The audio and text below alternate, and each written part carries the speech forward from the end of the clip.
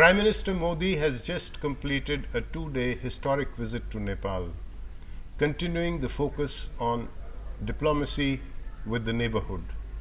To discuss the visit and the outcome, we have with us in the studios Dr. Nihar Nayak, Institute of Defense Studies and Analysis, and author of a new book on Nepal that came out earlier this year, Strategic Himalayas, Republican Nepal and External Powers. Also with us is Akanshya Shah, senior Nepali journalist, and Dr. Sheel Sharma, former diplomat and Secretary General of SAARC. Welcome to all three of you. Akanshya, if I may start with you, what do you see as the key points from arising out of Prime Minister Modi's visit? After the most motivational speech yesterday, which was referred by almost all the political leaders in Nepal as most heart-touching, we've had very significant meetings today, starting with President Rambaran Yadav. Then he also met with the Nepali Congress leaders and also with CPN-UML leaders. Most significant, I think, was the meeting with the Madhesi leaders and also with the Maoist leadership. A delegation level meeting was also held with the Chamber of Commerce, FNCCI and CNI in Nepal. And yesterday, as you've seen, they've signed most significant agreements, starting with the Pancheshwar letter of exchange, then also cooperation between Doordarshan and Nepal Television, which is very significant. It will come out for the first time.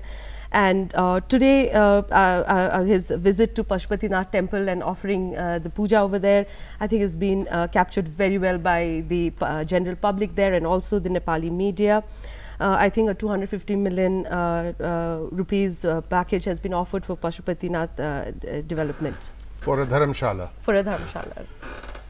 Nihar, do you think that the agreements that have been signed are that significant? After all, Pancheshwar, the terms of reference, that is something that has been pending for many years, and it's a big project, of course, 5,800 megawatt project, but it has been going on for nearly 20 years. So how do you assess? Given the significant, actually the importance of this visit, because the Prime Minister is visiting after 17 years to Nepal, if you'll see the 3 MOUs signed, and these 3 MOUs are not very significant one, and we are expecting that there would be some amount of agreement on power trading agreement or the power development agreement, but that was deferred, or Prime Minister of India has himself said that it will be worked out maybe after 45 days, and because from Nepalese side they have set up a committee and technical committee, they are actually reading the proposal given from the India side, and they have returned the proposal after working on that, and now the proposal with India side. So now the most of the important thing that everybody was expecting that the PTA or PDO will be signed, because that is the most significant, that's a crucial and the central focus of this entire visit, but that is not happened, that's most unfortunately. And one doesn't know whether, given the political division, the differences between the political parties and the Maoist reaction on the PDA and PTA and the ultra-rightist factions. So it doesn't look like that even the 45 days may not be sufficient, and it may be deferred further. So that is the one unfortunate. And although the media, Nepalese media, they have rated very, the Prime Minister visit is very successful, and he have addressed the local people and he connected people very successfully. But still, the crucial agreements are still missing during his visit. So some of the important agreements which were expected, particularly on the issue of cooperation in the hydel sector and also in power trading, are agreements which are works in progress, on which we hope to see closure in weeks and months to come. Sheel, if I may turn to you, you have been in Kathmandu for many years, and you have seen the political developments from up close. How do you rate Prime Minister Modi's visit in terms of reaching out? Do you think he has been successful in reaching out and giving a message to the people of Nepal? I think this has been a spectacular success. We should see it in a larger historic context. It is not ordinarily that the Prime Minister of India goes to a country and speaks to its Constituent Assembly That was the first ever address by any leader to the Nepalese Constituent Assembly, and he spoke beginning with Nepali, and his Nepali was not just one or two words, but few sentences, and spoken with considerable care. Now, I think it was very obvious that this tall leader from India is reaching out to Nepal in a major way. He is trying to connect with the people, he is trying to connect with their ambitions, with what they set for themselves, what is their self-image, and he brings India to them as a friend, he talks at different levels. He spoke at the level of the emotion, where he talks about the spiritual heritage and how what connects to them, not only to Shiva but Buddha and non-violence. And he also brought in Ramayana. Then he brings in Ramayana, and then he talks about what they should do in their real life. Like he talks about power, about hydropower, about telecommunications, about the fact that millions of Nepalese in India, when they have to talk to Nepal, they have to pay more than what you pay from India to America. He said this should change. Or from Nepal to America, or for Nepal that matter. to America. So he said this should change. Now this shows his grasp of the ground reality. So he is not coming there for empty hot air. He comes prepared for very deep attachment. Then he also talks about the Himalayas, not in the spiritual and lofty sense, but also in terms of the herbal medicine, about what he says, pahad ka pani and pahad ki jawani uske saath nahi rehti. Now that is the youth and the water of river of mountain does not stay with them. He said we got to reverse this. We got to let the youth stay in the mountain and get jobs, and we got to get that water stay there and provide power. Now these are all really very far-reaching, very visionary steps, but connected to the real life. Let me put it in a wider perspective. I think if we look at Prime Minister Modi's diplomatic outreach so far, I think the first major initiative was the invitation to the SAARC leaders at the swearing in. Then we saw his first foreign visit, which was to Bhutan, and now we see his second foreign visit, which is to Nepal. So as a former Secretary General of SAARC, I think you should be very glad to see the focus that regional diplomacy is acquiring in Prime Minister Modi's tenure. Well, you touched my personal chord. I felt very proud. I felt very proud because here was India in SAARC reaching out humbly.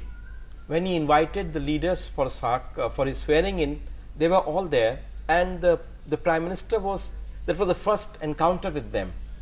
Then when he reaches out to Bhutan or to Nepal, his idiom is very humble. He is not bringing out any vanity of any sort.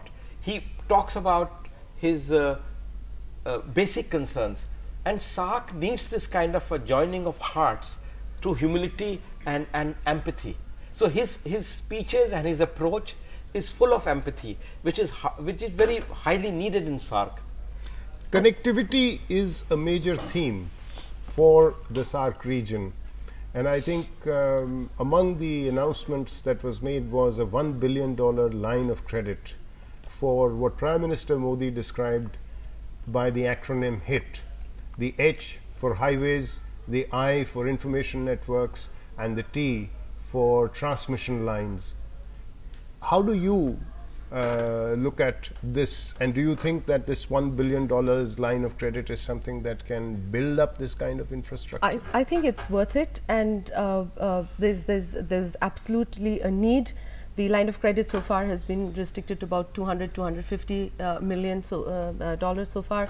I think it will be worth it, but then I think we need a little more time to analyze whether this model of HIT is actually going to work, and is it implementable. He's definitely also, besides the physical connectivity, he's also spoken about people-to-people connectivity. And in this, I would like to just mention on the point of religion. I think there's been larger, we've talked a lot about connecting the two countries through through religion, like the Buddhist circuit has come up, the efforts to connect Lumbini with Sarnath, for example, and all of these, I think these are going to be very important part of this thing.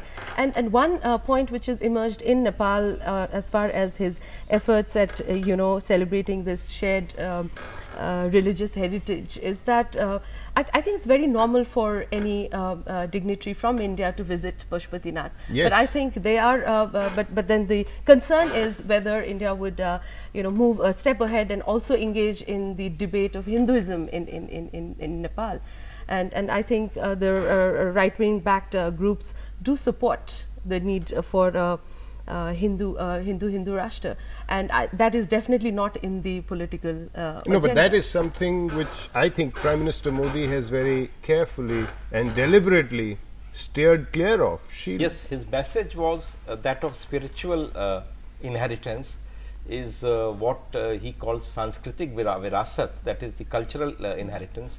He is not talking of the politics, secular or non-secular, because that's a different thing. And I think here one should also see the deep ties, the deep strength of India and Nepal. They are unique. There is no other pair of countries in South Asia or elsewhere who are connected like that, where millions of people walk across the border freely, who identify with each other. And as he mentioned, he talks of religion, but in terms of the exchange, he says, I went and saw a temple where a priest had come from India, and he said the the priest Banaras had come from Nepal. In Yes, Banaras. in In Banaras, Banaras, the he said- Aarti is conducted by Nepali priests, just as the puja in Pashupatinath is conducted by priests from India. So this is the people-to-people connectivity which is going on for hundreds of years, for generations. So when he's touching this, to bring it to politics is, I think, is a contrived effort. He doesn't do that. He's talking of spontaneity. So that's the three essays that someone has spoken. One is this spontaneity of the connectivity between India and Nepal. He emphasized that in all dimensions. So religion in that sense comes in, of course, but that is part of, I have lived in Nepal and I have seen how unobtrusively but still deeply religious the Nepalese are. I have seen in the Pashupatinath temple and the queues for not only for darshan but also important events, and how they go about it without making a fuss Well, about the it. festivals that they have in Nepal are festivals that we celebrate in India, whether it is Dashera, whether it is Diwali, and the Nepalese call it Dashai and Tihar, whether it is Holi and so on. So all the pujas that we have are very similar to the ones that exist in Nepal. But Nihar, let me turn to you. As Sheel said, it's a very close relationship, but yet it is a very complex relationship. So how do we emphasize the closeness of the relationship while steering clear, or at least not falling into the pitfalls that the complexity of the relationship traps us into? Actually, there is a mistrust and distrust between Nepalese people and Nepalese political leader and India and Nepal-India relations for last 17 years. And the most significant part of Prime Minister visit was basically to reply the most frequently asked questions from Nepalese side, particularly starting from the 1950 treaty. What is the government of India's position? He has made it very clear that 1950 treaty will be now reviewed and updated according to the present situation. Second, he highlighted the Gorkha recruitment and he praised a lot Gorkha soldiers. And the second was the constitution making process. That's the most key and the most sensitive issue. And he said that we are not going to interfere, or we are not guide you to particularly writing this constitution. So it is whatever model, whatever political system will be adopted by the Nepalese people, that will be accepted by government of India and Indian people. And the third, the most important, is the border issue. He said that most of the contentious issues, the border disputes, will be resolved after this visit. So he touched almost all issues. And on the water issue, the most important, he said that government of India is going to purchase whatever energy will be produced in the Nepal. So the message is very clear. And the most significant of this thing, and I think the most sensitive issue he highlighted as the sovereignty issue. He said that Nepal is a sovereign country, because many Nepalese people, they always say that India doesn't recognize Nepal as a sovereign country, but he repeatedly said that Nepal is a sovereign country, as it has every right to take its decision on this constitution making process, and Government of India ready to well. So that is that he connected very well, and the message was very clear. So that way I think the relationship, I think, has been strengthened further after this visit. One of the issues that has often been, in fact, one Prime Minister of Nepal described it as a thorn in the flesh, and that is the famous 1950 Treaty of Peace and Friendship. Akanshya, how does the 1950 Treaty of Peace and Friendship, how come it has acquired this kind of negative emotion in Nepal? I think 1950 treaty to a large extent has been a political tool. It has been used by the political parties of Nepal as propaganda tool. There is no doubt about this. But and 1950 treaty has also come up in almost all the high-level visits between India and Nepal, and yet there has been no initiative. And I just want to say this very firmly, that the initiative to review the 1950 treaty must be taken by the Nepali side. But at the same time, the flexibility which the Indian side had to show maybe was lacking till now, and you know, since Mr. Modi has mentioned this, I'm sure this is the first step towards bridging that, you know, lack of trust, as Nihar says. Well, one thing of course is that we have not had a visit by an Indian Prime Minister to Nepal for 17 years, though we have had Nepali Prime Ministers coming to India, and as you said, each one of them has taken up the matter with the Indian Prime Minister, and it has been agreed that we would review it. But somehow or the other, that review process has never really begun. This time, you think that there is scope for review, and you think that this time there will be an attempt to update it. I think there is a general realization that the 1950 treaty works for the advantage of the Nepalese. Yes. And it's absolutely not reciprocal. So there is, but then there is scope. The Maoists have taken this up very seriously, as all of us know. But I think that there's definitely a little bit of scope for review. Yes, Nihar. Regarding this flexibility from the India side, one thing I can say, this issue, 1950 treaty issue, formally discussed at the bilateral level in 2001 at the Foreign Secretary level meeting, and Government of India then said that, look, we are ready to review and revise the treaty, and we request from the Nepalese side to kindly provide a draft proposal on what should be the proposal. And since then the issue was not discussed again. Then in 2008, when Prime Minister Prachanda visited, if you will see the joint statement again, it said that the treaty should be revised and updated in 2008. Again it is reiterated in the joint statement or this present visit. So it has frequently coming in the bilateral visit, but nothing is happening, and most of the time Government of India is expecting some proposal from the Nepalese side. And meanwhile it has become, as Akanshya said, a political tool. So perhaps now is the time, because Prime Minister Modi also said that he would like to see it updated and reviewed during his tenure within the next 5 years. So hopefully this is one thing which can then be put behind us, as has happened in the case of Bhutan, where the 1949 treaty was reviewed and updated in 2007. Sheel, Nepal has also been struggling to write a new constitution. The Constituent Assembly was first elected in 2008, and after repeated extensions till 2000, it lapsed or was dissolved in 2012. This is now a second Constituent Assembly which has been elected last year. How do you look at the constitution drafting process and Prime Minister Modi's address to the Constituent Assembly? I see the constitution drafting in a perspective, in the sense that if you look back 10 years, nobody would have thought in 2004 that bloodshed which was going on would cease, and instead they would be sitting across the table discussing and arguing and exchanging views and disagreeing. Now, so that transformation has taken place, and the second Constituent Assembly is doing that process, taking it forward. So this is the essence of democracy. This is the essence of democratic politics, which Nepal is showing way in. And so the Prime Minister's statement in the assembly, when he saluted Nepal for its democratic engagement, for the peace process that has been now successfully concluded. And he categorically mentioned Federal Democratic Republic of Nepal. I think this was a statement which all the political parties wanted to hear, and he gave it to them. So it is an expression of India's deep interest, but as a helper, as a friend, but not interference. And he repeated that point that he will not, that India is not to interfere in this process. It is you have to own it. And to say that this is not only India but the whole world is looking at it, because Nepal would have proven how you can reverse a violent bloodletting trend to a peaceful democratic process.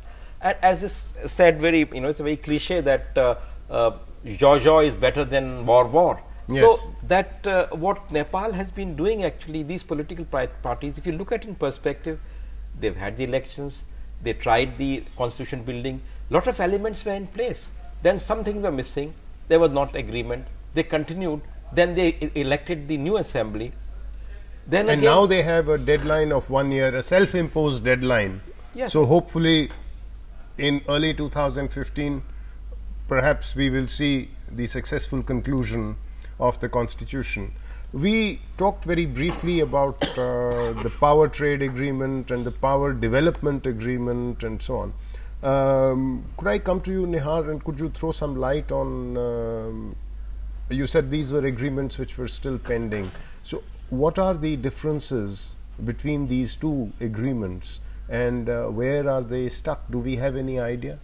Actually, the entire issue debate is basically who will control the resources. We still see that India has taken a position and Nepal has taken a position. On this PTA, particularly the last proposal, the proposal from India side came to Nepal in May this year. And Nepal just discussed on that issue. Then they said that the proposal is not acceptable to them. And they found that there are a lot of media publications where there are a lot of reports in media that the proposal was leaked to the media, and they said that government of India or India wants to control the entire water resources of Nepal, and that will be the agreement will be kind of if they will go for the agreement, the entire water resources will be controlled by India, and no third country will have any chance to invest in Nepalese water resources. Akanshya, I would say this is more speculative at this point. There is also a lack of broader consensus within Nepal regarding these both the agreements, PTA and PDA. But at the same time, the draft which was forwarded to India has been kept completely secret. And anything which is kept secret in Nepali political discourse comes to compromising the national interest. So I don't see any reason why. I think that is true of all democracies. Yeah, I'm sure that is. I think they should bring this up in public domain. In democracy, on the one hand, you require things all in open. Yeah, I think but diplomacy proceeds at times. You should allow it time to do private work. Sure. I think it requires a lot of sustained effort, and this is the first step which has been taken, and this needs time to transform into reality. That's what. Well, that brings us towards the end of this program. I think we would all agree that Prime Minister Modi's visit has certainly been a historic visit, the first by an Indian Prime Minister after 17 years. He has certainly touched all the right notes during his visit. He has spoken openly about issues that are seen as controversial, the 1950 treaty, for example, and he has indicated a willingness that we would be open to any suggestions coming from Nepal, literally a blank check in his conversations with Prime Minister Koirala. He has talked of the hydel potential, and he has reassured Nepal that India is not interfering in Nepal's internal affairs. We respect Nepal's sovereignty, and we expect Nepal's leaders to resolve their differences and conclude their constitution. He has also highlighted the common religious roots that the two countries share, without in any way talking about our Hindu Rashtra or concepts like that, which could have been misinterpreted. So all in all, an extremely successful visit, long overdue, that Prime Minister Modi has completed.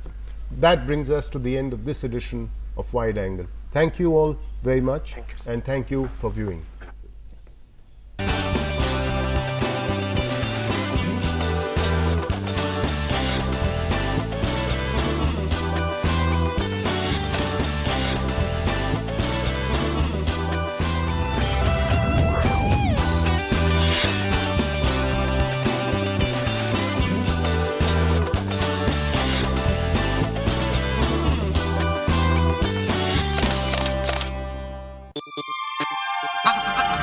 Tata,